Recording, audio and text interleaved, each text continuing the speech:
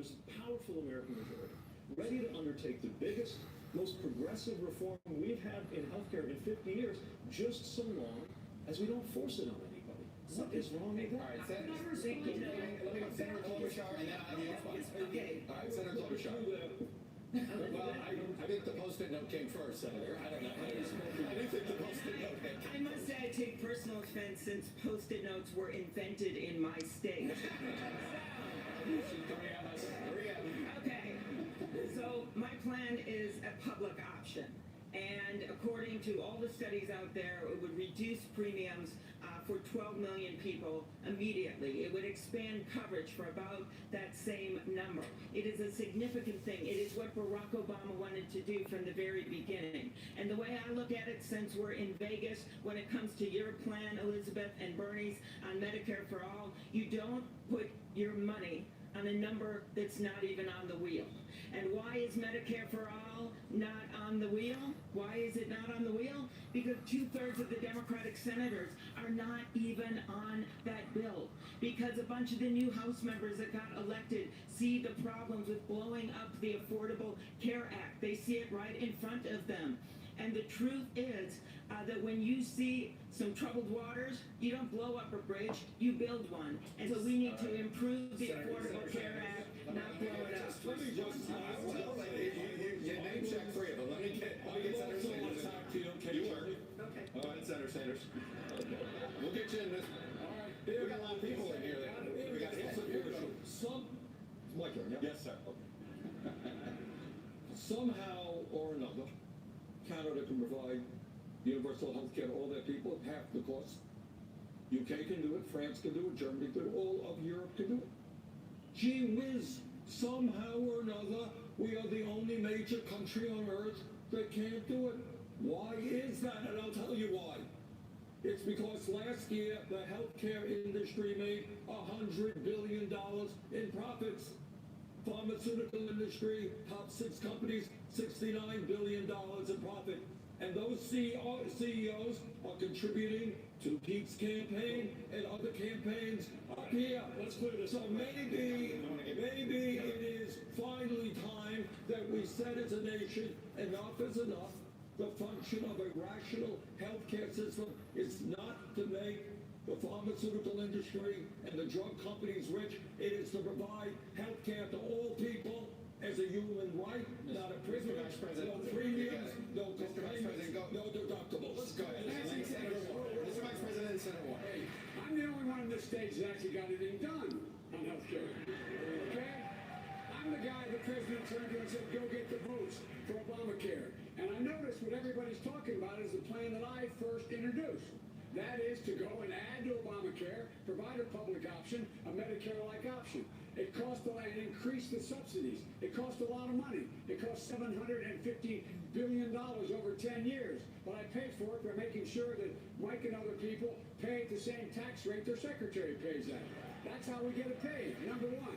Number two, you know, from the moment we passed that signature legislation, Mike called it a disgrace, number one. Number two, Trump decided to get rid of it. And number three, my friends here came up with another plan. But they don't tell you. When you ask Bernie how much it cost, the last time he said that, I think it was on your show, he said, we'll find out. We'll find out how, or something to that effect. It cost over $35 trillion. Right. Let's get real. Senator Warren, you get the final word on this one. We'll do another question. Go ahead, Senator Warren. Go ahead, Senator Warren. So I actually took a look at the plans that are posted. Mayor Buttigieg, there are 4 expenses that families pay, right? Premiums, deductibles, copays, and uncovered medical expenses. Mayor Buttigieg says he will put a cap only on the premiums, and that means families are going to pick up the rest of the cost. Amy, I looked online at your plan. It's 2 paragraphs. Families are suffering, and they need a plan. You can't simply stand here and trash an idea to give health care coverage to everyone without having a realistic plan of your own. And if you're not going to own up to the fact either that you don't have a plan or that your plan is going to leave people without health care coverage, full coverage, then you need to say so. I just want to say on this, when I was in Reno, when I met a man who said he had diabetes, He gets his insulin through the VA, but his sister and his daughter also have diabetes. No way to pay for their insulin. 3 human beings right here in Nevada My plan who takes are care of that. struggling. They share one Very quickly. insulin prescription. It should not happen in Vice America. President Biden, Ryan, you weren't a fan of Obamacare? I am a fan of Obamacare. At the beginning, Mr. Mayor. Mr. Vice President, I just checked the record because you'd said one time that I was not.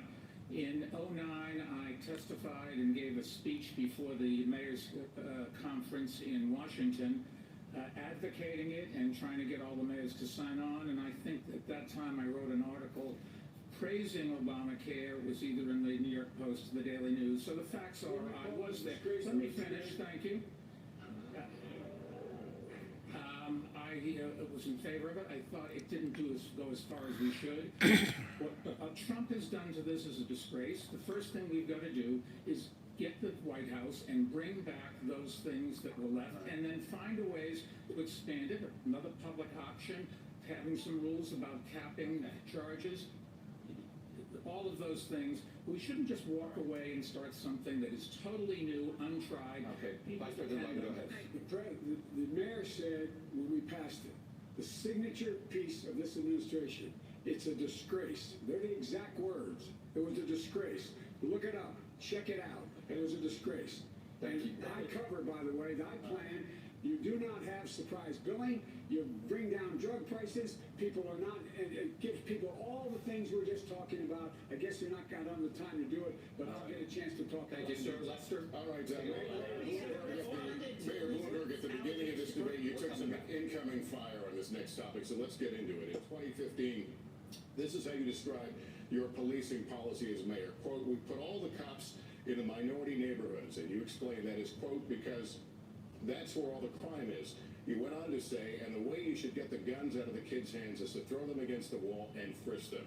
You've apologized for that policy, but what does that kind of language say about how you view people of color or people in minority neighborhoods? Well, if I go back and look at my time in office, the one thing that I'm really worried about, embarrassed about, was how it turned out with stop and frisk. When I got into office, there were 650 murders a year in New York City. And I thought that my first responsibility was to give people the right to live. That's the basic right of everything. And we adopted a policy which had been in place, the policy that all big police departments use of stop and frisk.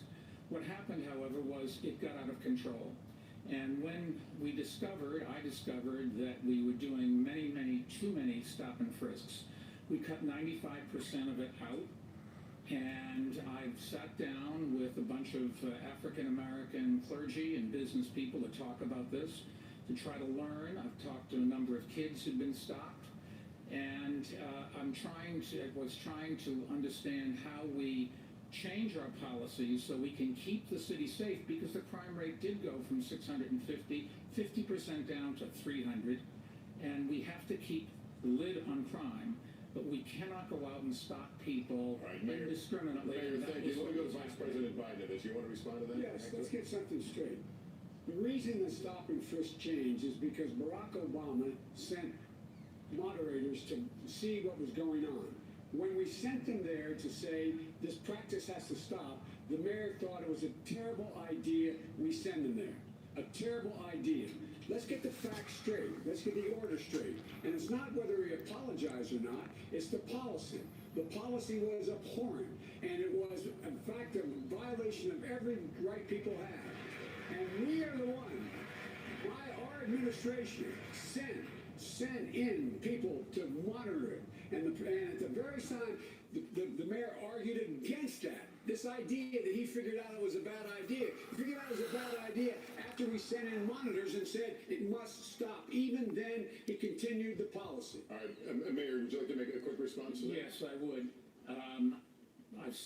I've apologized, I've asked for forgiveness, but the bottom line is that we stopped too many people, but we stopped too many people, and we've got to make sure that we do something about criminal justice in this country.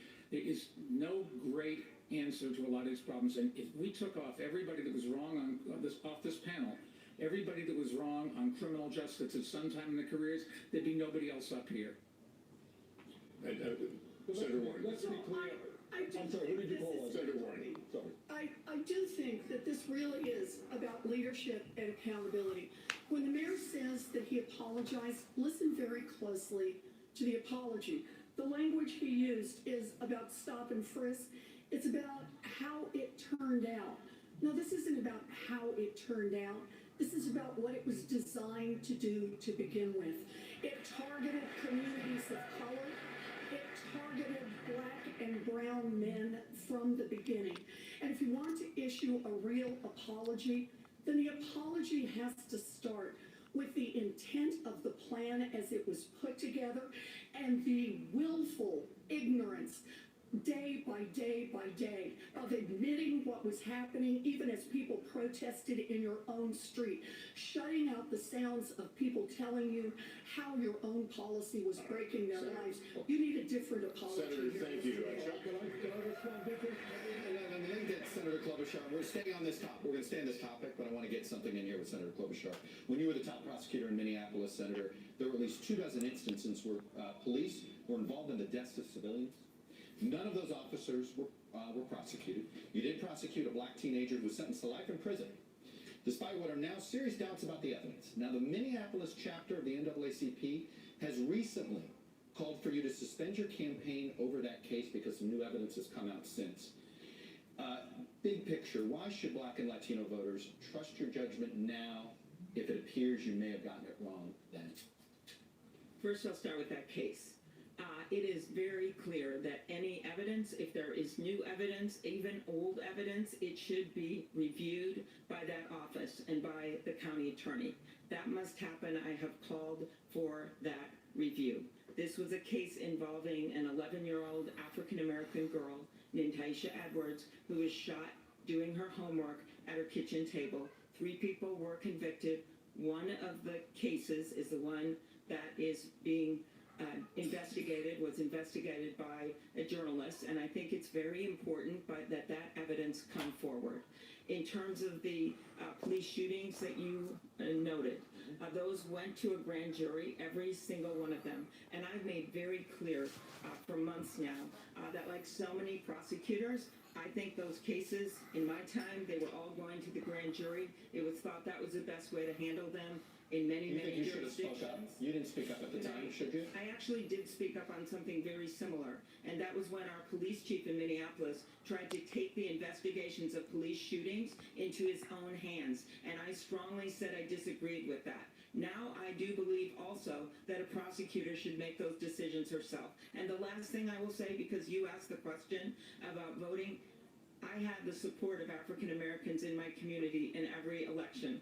I had strong support of leadership, and that's because I earned it. And this is going to be on me to earn it. You earn it with what you stand for when it comes to equal opportunity. You earn it with the work that I have done, the leadership I've shown on voting rights. And yes, you earn it with the work that must be done on criminal justice reform. I want to talk about transparency here, because many Democrats, including most of you on stage, have criticized President Trump for his lack of transparency.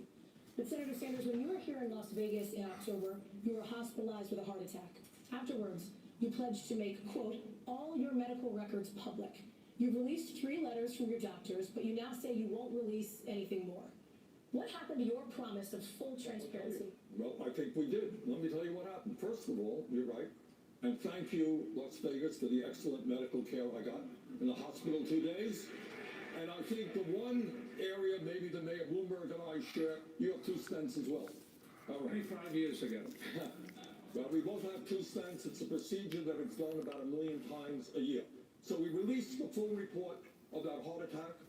Second of all, we released the 29 years in the Capitol, the attending physician, all of my history, medical history, and furthermore, we released reports from 2 leading Vermont cardiologists who described my situation, and by the way, who said Bernie Sanders is more than able to deal with the stress and the vigor of being President of the United States. Hey, follow me around the campaign trail, 3, 4, 5 events a day.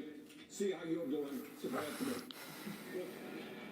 Mayor Buttigieg Judge, you've been critical about transparency on this stage and people needing to do better. Is that response from Senator Sanders enough for you? No, it's not, because first of all, let me say we're all delighted that you are in fighting shape, and at the same time, transparency matters, especially living through the Trump era. Now, under President Obama, the standard was that the president would release full medical records, do a physical, and release the readout. I think that's the standard that we should hold ourselves to as well. Now, President Trump lowered that standard. He said just a letter from a doctor is enough, and a lot of folks on this stage are now saying that's enough. But I am certainly prepared to get a physical, put out the results. I think everybody here should be willing to do the same. But I'm actually less concerned about the lack of transparency on Sanders' personal health than I am about the lack of transparency on how to pay for his health care plan, since he said that it's impossible to even know how much it's going to cost. And even after raising taxes on everybody making $29,000, there is still a multi-trillion-dollar hole. Matter of fact, if you add up his policies altogether, they come to $50 trillion. He's only explained $25 trillion worth of revenue, which means that the hole in there is bigger than the size of the entire economy of the United States. The time has come to level with the American people on matters personal and on matters of Thank you, Senator Sanders. Quickly. Let's level. All right, let's level, Pete.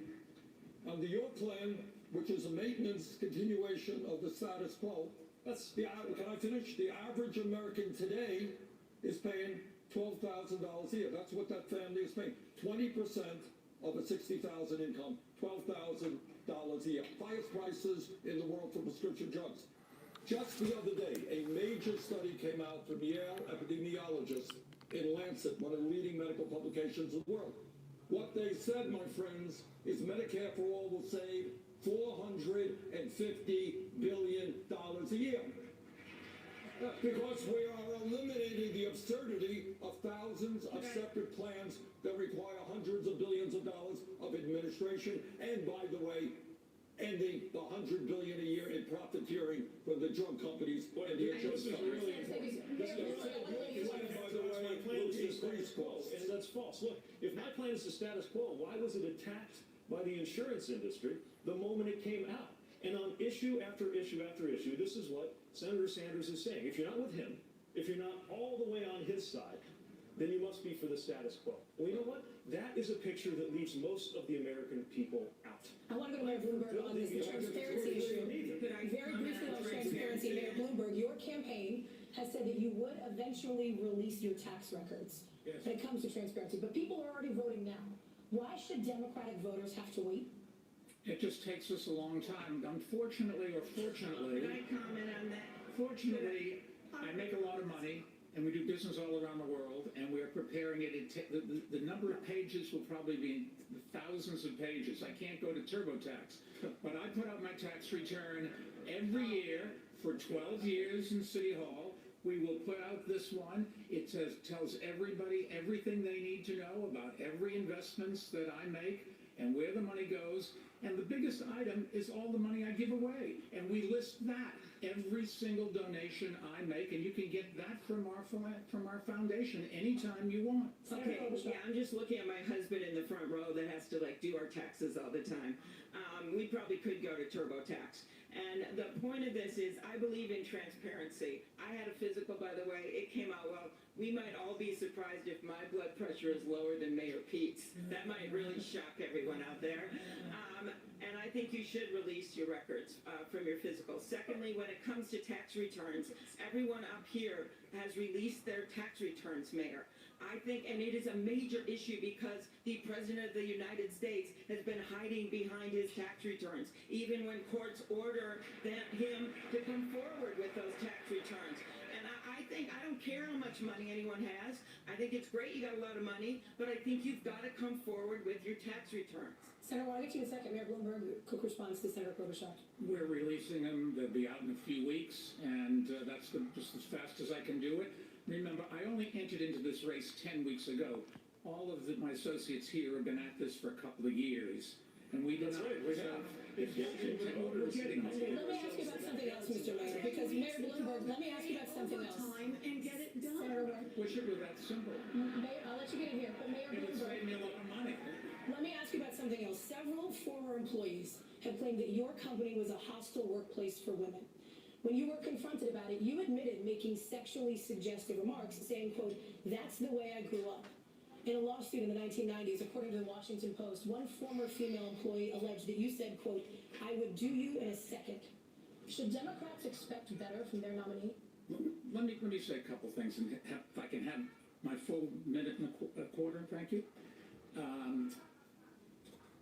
I have no tolerance for the kind of behavior that the Me Too movement has exposed. And anybody that does anything wrong in our company, we investigate it, and if it's appropriate, they're gone that day. But let me tell you what I do in my company and my foundation and in city government when I was there. In my foundation, the person that runs it's a woman. 70% of the people there are women. In my company, lots and lots of women have big responsibilities. They get paid exactly the same as men. And in my in City Hall, the person that's the top person, my deputy mayor, was a woman, and 40% of our commissioners were women. I am very proud of the fact that about 2 weeks ago, we were awarded, we were voted the the best place to work, second best place in America. If that doesn't say something about our employees and how happy they are, I don't know what does. Senator Warren, you've been critical of Mayor Bloomberg on this issue. Yes, I have, and I hope you heard what his defense was. I've been nice to some women. That just doesn't cut it. The mayor has to stand on his record, and what we need to know is exactly what's lurking out there. He has gotten some number of women, dozens, who knows, to sign non-disclosure agreements, both for sexual harassment and for gender discrimination in the workplace. So, Mr. Mayor, are you willing to release all of those women from those non-disclosure agreements so we can hear their side of the story?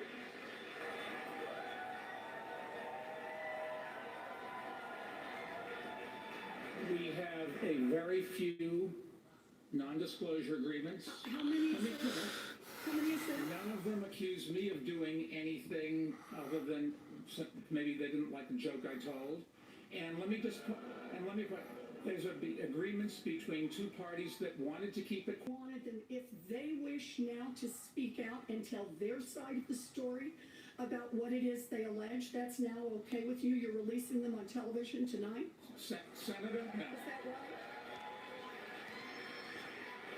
that right? Senator, the company and somebody else, in this case, the man or woman, or could be more than that, they decided when they made an agreement they wanted to keep it quiet for everybody's interest. They signed the agreements, and that's what we're going to live with. I'm sorry. No, the question is, are the women bound by being muzzled by you? And you could release them from that immediately. Because understand, this is not just a question of the mayor's character. This is also a question about electability. We are not going to beat Donald Trump with a man who has who knows how many non-disclosure agreements and the drip, drip, drip of stories of women saying they have been harassed and discriminated against. That's not what we do as Democrats. Mr. Vice President. Yeah, let's get something straight here. It's easy. All the mayor has to do is say, you are released from the non-disclosure agreement. Period. We talk about transparency here. This guy got himself in trouble and he begins to saying that there was he couldn't disclose what he did. He went to his company. Just be super clear, that was about the list of clients. No, you're right. But he went to the company and said, I want to be released. I want to be able to do it. Look, this is about transparency from the very beginning. Whether it's your health record, whether it's your taxes, whether you have cases against you, whether or not people have signed non-disclosure agreements. You think that women, in fact, were ready to say, I don't want anybody to know about what you did to me? That's not how it works. The way it works is they say, look, this is what you did to me, and the mayor comes along and his attorney says, I will give you this amount of money if you promise you'll never say anything. That's how it works. Mayor Bloomberg, final word to you. I said we're not going to end these agreements because they were made consensually, and they have every right to expect that they will stay private. If they want to release it, they should be able to release themselves. Say You know, we talk about electability, and everybody up here wants to beat Trump. And we talked about stop and frisk, and we talked about the workplace that Mayor Bloomberg has established and the problems there. But maybe we should also ask how Mayor Bloomberg in 2004 supported George W. Bush for president, put money into Republican candidates for the United States Senate when some of us, Joe and I and others, were fighting for Democrats to control the United States Senate. And maybe we can talk about a billionaire saying that we should not raise the minimum wage, or that we should cut Social Security, Medicare, and Medicaid. If that's a way to beat Donald Trump, wow, I would be very surprised. Thank you, Senator. Vanessa, to you. Senator Klobuchar, you're running on your Washington experience, but last week in a Telemundo interview, you could not name the president of Mexico or discuss any of his policies. Last night, you defended yourself saying, quote, "This is in jeopardy."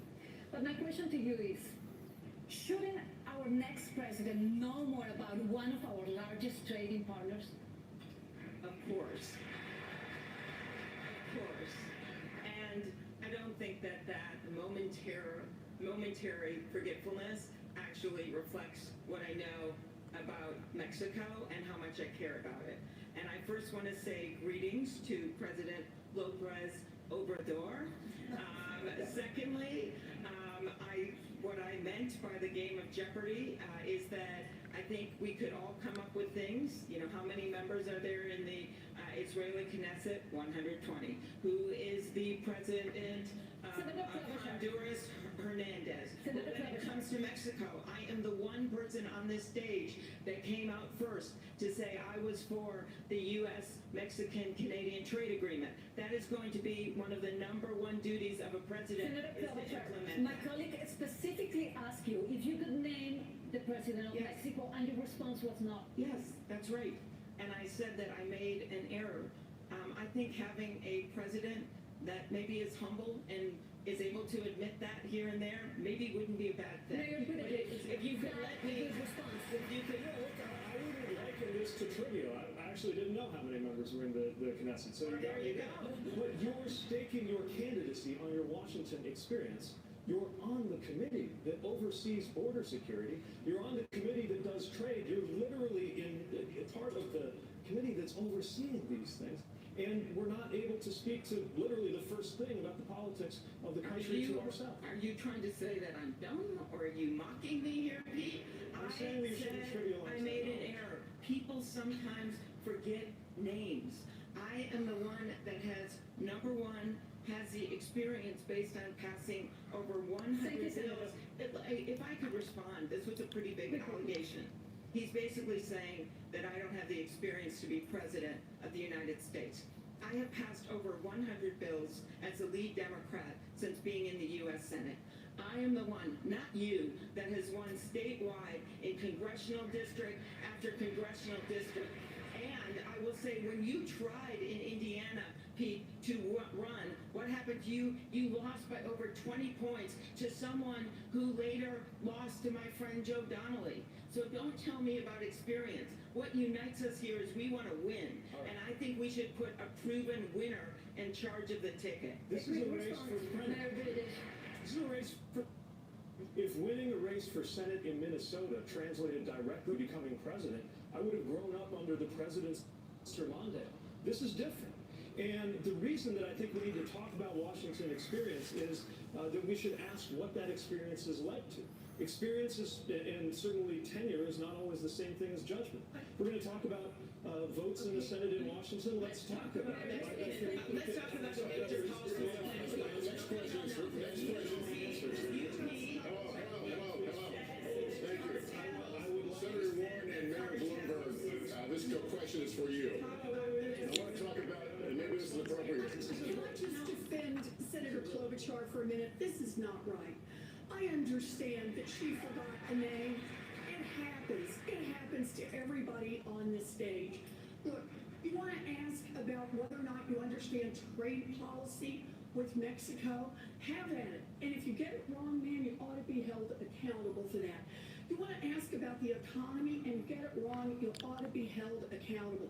You want to ask about 1,000 different issues and you get it wrong, you ought to be held accountable. But let's just be clear, missing a name all by itself does not indicate that you do not understand what's going on. I just think this is so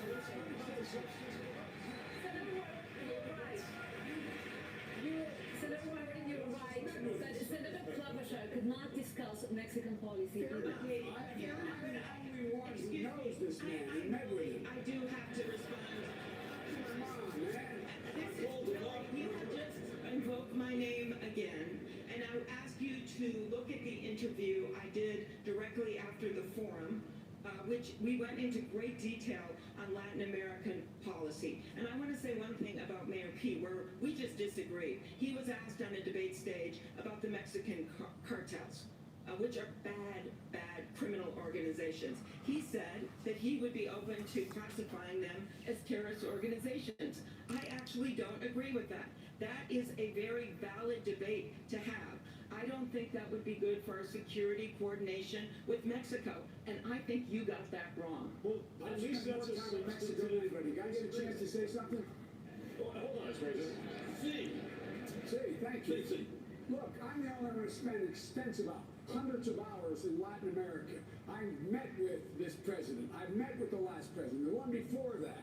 I've been deeply involved in making sure that we have a policy that makes more sense than this god-awful president we have now. I'm the guy who put together $750 million to provide help for those Latin American countries that are the reason why people are leaving, because there's nothing for them to stay for. I've spent hours and hours and hours. And so you want to talk about experience in Washington, it's good to know with whom you're talking, it's good to know what they think, it's good to know what you think, and it's good to be able to have a relationship. That's what it's about. All right, well, we are clearly everybody's warmed up. We're going to take a short break and kick off the next hour with a topic many voters have said is top of mind, the climate crisis. We're back in a moment.